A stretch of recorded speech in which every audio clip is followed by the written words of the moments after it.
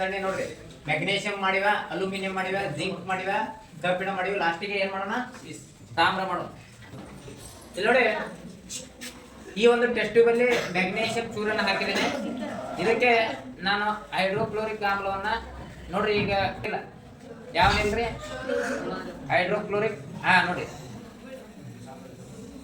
ಈಗ ಗುಳ್ಳೆ ಬರ್ತಾ ಇದೆಯಲ್ಲ, ಇಲ್ಲಿ ಹೊಗೆ ಬರ್ತಿದೆ.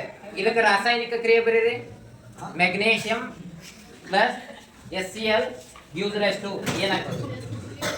ಈಗ ಅಲ್ಯೂಮಿನಿಯಂ ಮ್ಯಾಗ್ನೇಷಿಯಂಗಿಂತ ಸ್ವಲ್ಪ ಕಡಿಮೆ ಕ್ಷಿಪ್ರತೆಯಿಂದ ಹೈಡ್ರೋಕ್ಲೋರಿಕ್ ಆಮ್ಲ ಜೊತೆಗೆ ಪ್ರತಿವರ್ತಿಸ್ತದೆ. ಗೊತ್ತಾಗ್ತದ. ಈಗ ಹೆಚ್ಚು ರಾಸಾಯನಿಕವಾಗಿ ಪ್ರತಿಕ್ರಿಯಿಸುವ ಲೋಹ ಯಾವುದು? Magnesium, aluminium. ಮ್ಯಾಗ್ನೇಷಿಯಂ ನೋಡಿದ್ರಲ್ಲ. ಈ ಒಂದು ಟೆಸ್ಟ್ ಟ್ಯೂಬ್ ಅಲ್ಲಿ ನಾವು ಏನ್ ತಗೊಂಡಿದ್ವಿ? ಜಿಂಕ್ ಲೋಹವನ್ನ ತಗೊಂಡಿದ್ವಿ. ಸ್ವಲ್ಪ ಜಿಂಕ್ ಲೋಹವನ್ನ ಹಾಕೋಣ. ಈ ಜಿಂಕ್ ಲೋಹಕ್ಕೆ ನಾವು ಹೈಡ್ರೋಕ್ಲೋರಿಕ್ ಆಮ್ಲವನ್ನ ಬೆರೆಸಿದಾಗ ಏನಾಗ್ತದೆ ನೋಡೋಣ. ಜಿಂಕು ಏನಾಯ್ತು? ಹೈಡ್ರೋಕ್ಲೋರಿಕ್ ಆಮ್ಲದ ಜೊತೆಗೆ ಕ್ಷಿಪ್ರವಾಗಿ ವರ್ತಿಸಿ ತಳಗ್ ಹೋಗೇ ಬರುತ್ತೆ. ಯಾವ್ದಿಲ್ಲ ಅಲ್ಯೂಮಿನಿಯಂ. ಏನಾಯ್ತು? ಹೈಡ್ರೋಜನ್ ಅನಿಲದ ಗುಳ್ಳೆಗಳು ಬಿಡುಗಡೆ ಆದ. ಹೌದಾ? ನೋಡಿ ಅಲ್ಯೂಮಿನಿಯಂದಾಗ ಇನ್ನೂ ಏನ್ ಬರಾಕತ್ತವ್ರೆ? ಗುಳ್ಳೆಗಳು ಬರಾಕತ್ತವ್ರೆ. ನಾವು ಹೆಚ್ಚಿನ ಪ್ರಮಾಣದ ಲೋಹವನ್ನ ತಗೊಂಡಿದ್ದೇವಲ್ಲ, ಅದಕ್ಕೆ ಹೆಚ್ಚಿಗೆ ಬಿಡುಗಡೆ ಆಯ್ತು. ಆದ್ರೆ ನಾವು ಫಸ್ಟಿಗೆ ನೋಡಿದಾಗ ಮೆಗ್ನೀಷಿಯಂ ಇಷ್ಟೇ ಹಾಕಿದ್ದೇವ್ರಿ, ಆದ್ರೆ ಎಷ್ಟು ಗುಳ್ಳೆ ಬಂದಿತ್ತು ಮತ್ತೆ ಹೀಟು ಭಾಳ ಆಗಿತ್ತು. ಇದು ಆಗಿಲ್ಲ, ಅಷ್ಟು ಹೀಟ್ ಆಗಿಲ್ಲ. ಕ್ಷಿಪ್ರವಾಗಿ ಮೆಗ್ನೀಷಿಯಂ ಲೋಹದಂತೆ ಜಿಂಕ್ ಲೋಹ ಈಗ ನೋಡ್ರಿ ಅತಿ ಕಡಿಮೆ ಪ್ರಮಾಣದ ಏನ್ ಬರಾಗತ್ತು? ಗುಳ್ಳೆಗಳು ಬರಾಗತ್ತು. ಕಬ್ಬಿಣದ ಚೂರುಗಳನ್ನ ನಾನು ಹಾಕ್ತಾ ಇದ್ದೇನೆ. ಕಬ್ಬಿಣದ ಚೂರುಗಳನ್ನ ಹಾಕಿ ಇದಕ್ಕೆ ನಾನು ಏನ್ ಸೇರಿಸ್ತೀನಿ? ಹೈಡ್ರೋಕ್ಲೋರಿಕ್ ಅನಿಲವನ್ನು ಸೇರಿಸ್ತೀನಿ.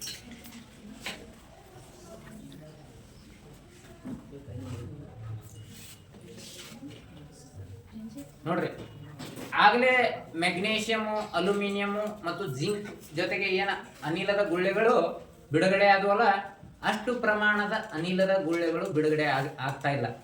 ಆಗಲೇ ಹೆಚ್ಚಿನ ಪ್ರಮಾಣದ ಅನಿಲದ ಗುಳ್ಳೆಗಳು ಬಿಡುಗಡೆ ಆಗ್ತಾ ಇದ್ವು. ಈಗ ನೋಡ್ರಿ ಸಣ್ಣ ಸಣ್ಣ ಅನಿಲದ ಗುಳ್ಳೆಗಳು ಬಿಡುಗಡೆ ಆಗ್ತವೆ, ಹೈಡ್ರೋಜನ್ ಅನಿಲದ ಗುಳ್ಳೆಗಳು. ಕಬ್ಬಿಣ ಹೈಡ್ರೋಕ್ಲೋರಿಕ್ ಆಮ್ಲದ ಜೊತೆಗೆ ಮೆಗ್ನೀಷಿಯಂ, ಅಲ್ಯೂಮಿನಿಯಂ ಹಾಗೂ ಜಿಂಕ್ ಲೋಹ ಪ್ರತಿವರ್ತಿದಷ್ಟು ಕ್ಷಿಪ್ರವಾಗಿ ಏನಾಗೋದಿಲ್ಲ, ಪ್ರತಿವರ್ತನೆ ಮಾಡೋದಿಲ್ಲ. ಇಲ್ಲಿ ಕೂಡ ನೋಡ್ರಿ ಸ್ವಲ್ಪ ಪ್ರಮಾಣದ ಹೈಡ್ರೋಜನ್ ಅನಿಲ ಬಿಡುಗಡೆ ಆಯ್ತು, ನಂತರ ಏನಾಯ್ತು? ಸ್ಟಾಪ್ ಆಯ್ತು, ಅನಿಲ ಬಿಡುಗಡೆ ನಿಂತು ಹೋಯ್ತು. ಈಗ ಕೊನೆಯದಾಗಿ ಏನ್ ಮಾಡೋಣ? ಈ ಕೊನೆಯದಾಗಿ ನಾವು ಈ ಒಂದು ಟೆಸ್ಟ್ ಟ್ಯೂಬ್ ಅಲ್ಲಿ ತಾಮ್ರವನ್ನ ಹಾಕೋಣ. ತಾಮ್ರದ ಲೋಹದ ಚೂರುಗಳನ್ನ ಹಾಕೋಣ. ಇದಕ್ಕೆ ಸ್ವಲ್ಪ ಹೈಡ್ರೋಕ್ಲೋರಿಕ್, ತಾಮ್ರದ ಲೋಹದ ಚೂರುಗಳಿಗೆ ನಾವು ಹೈಡ್ರೋಕ್ಲೋರಿಕ್ ಆಮ್ಲವನ್ನ ಸೇರಿಸಿದಾಗ ಏನಾಗ್ತದೆ ನೋಡ.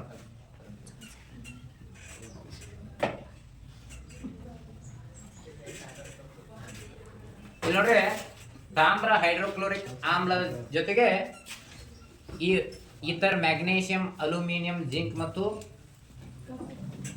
ಕಬ್ಬಿಣ ವರ್ತಿಸಿದಂತೆ ತಾಮ್ರ ವರ್ತಿಸ್ತಾ ಇಲ್ಲ.